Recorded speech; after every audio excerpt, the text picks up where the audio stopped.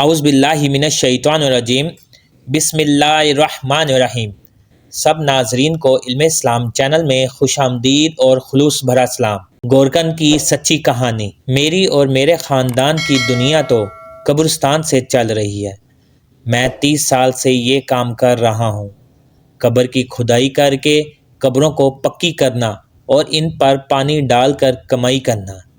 مجھے معلوم ہے کہ قبریں کھودنے والے کی کوئی عزت نہیں ہے، لیکن کیا کریں، اپنی دنیا چلانے کے لیے کچھ نہ کچھ تو کرنا ہی پڑتا ہے، تب 2 وقت کی روٹی ملتی ہے۔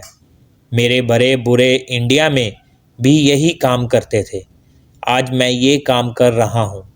میرے 4 بچے بھی یہی کام کرتے ہیں، ہاتھ لگنے پر مزدوری بھی کر لیتے ہیں، بس مشکل سے گزارا کرتے ہیں۔ دفنانے کے لیے ساتھ آنے والے اپنے مرنے والوں کے لیے غمزدہ ہوتے ہیں، لیکن ہمیں قبر پر کھڑے ہو کر اس طرح بے عزت کرتے ہیں جیسے ہم انسان نہیں۔ بھیک مانگنے، چوری چکاری، قتل و غارت گیری اور ڈاکو بننے سے تو بہتر یہی ہے کہ مرنے والوں کا گھر بناؤ۔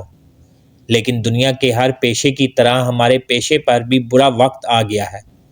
میرے بیٹے چھوٹی عمر سے ہی قبر کھودنے کا کام کرنے لگے تھے اور اب اس میں ماہر ہو گئے ہیں۔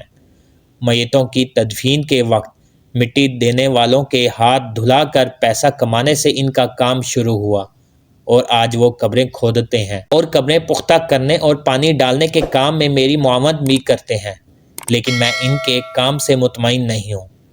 پہلے میں 150 روپے میں پوری قبر کھود دیا کرتا تھا، مہنگائی نے اینٹیں مہنگی کر دی، قبر کو ڈھکنے کے لیے بنائے جانے والے سلیب مہنگے کر دیے، چلیں وہ بھی برداشت، لیکن اب جو منشیات کا نشہ کرنے والے جیلی گورکن بن گئے ہیں، انہوں نے تو ہماری دنیا میں بھونچال پیدا کر دیا ہے۔ ایک قبرستان میں اگر درجن گورکن ہیں تو سینکڑوں نشہ کرنے والے، جن کی وجہ سے کام کم ملنے لگا ہے۔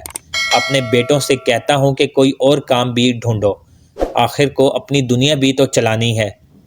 میرا مسئلہ یہ ہے کہ میں دیگر دکانداروں یا بڑی بڑی کمپنیوں کی طرح اپنی تشہیر نہیں کر سکتا کہ میں اچھی قبریں بناتا ہوں۔ اگر لوگوں کو اپنے اس ہنر کے بارے میں بتاؤں تو وہ مجھے ماریں۔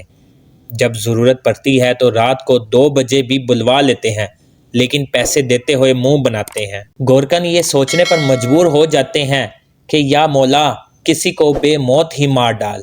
گورکن پچھلے 1 ہفتے سے خالی ہے کہ کوئی میت آئی ہی نہیں جس کی وہ قبر تیار کر سکے اور اپنی مزدوری پوری کرے۔ وہ اللہ سے دعا کرتا ہے کہ اللہ کسی کو بے موت مار دے۔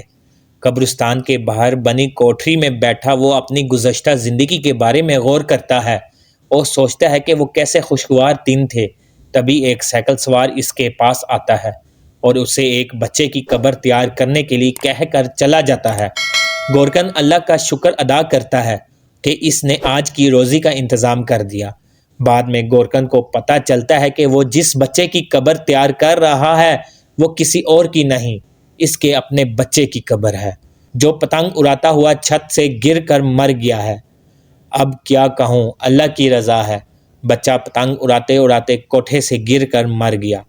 گورکن ایک دم چیخ مار کر اٹھا اور ایک دم سن سا ہو گیا۔ اسے پہلی دفعہ پتہ چلا موت کیا ہوتی ہے اور گورکن بچے کی قبر میں مٹی ڈالنے لگا۔ عزیز دوستو، امید کرتا ہوں کہ ویڈیو آپ دوستوں کو پسند آئی ہوگی۔ ویڈیو پسند آ جائے تو لائک اور شیئر ضرور کر دیجیے گا اور آنے والی نئی ویڈیوز کے لیے ہمارے چینل کو سبسکرائب کر دیں اور ساتھ میں گھنٹی کے بٹن کو ضرور دبا دیں تاکہ ہماری نئی آنے والی ویڈیوز سب سے پہلے آپ تک پہنچے۔ اللہ حافظ۔